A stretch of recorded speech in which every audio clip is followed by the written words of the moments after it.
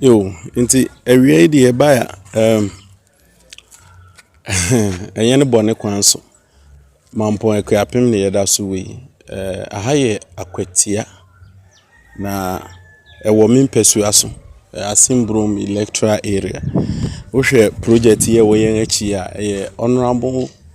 Nana Amadokua, former MP for Akuapem North constituency. Ne Breso ena oye project water project ema akwati aman na no manfu no bua na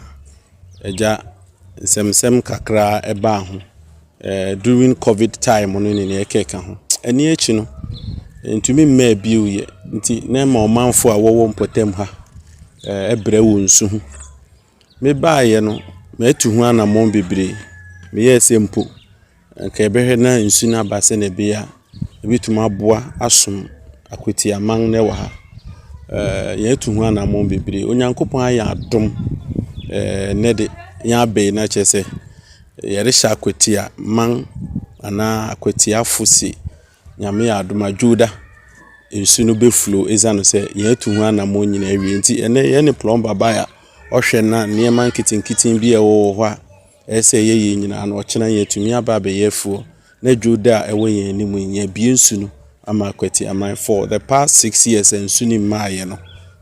nyame adoma juda nsu no ebe bakra ba kwa yedi kan ye no na fault bi ni ade wo ho nti yetwentwen so kakra fe na yetumi aye ni nyina awie nti ochena plumber no beba be ye adwuma eni echi ni juda nsu ni beba na mampomman ni akwati aman so enye nsu ayusu nti eba ya na ya asem ti awa ni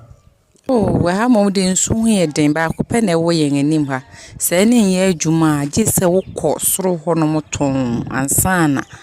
wako pebi nti se ne akwanya se aba ma yen ha yen ani age bebre ene ha ye wo bro nsu nso yen so yen ani age bebre ti ye da se nyame nso mo ayen na bibia anye fine na for be akra ansan mabiem se yen ani age bebre ye da se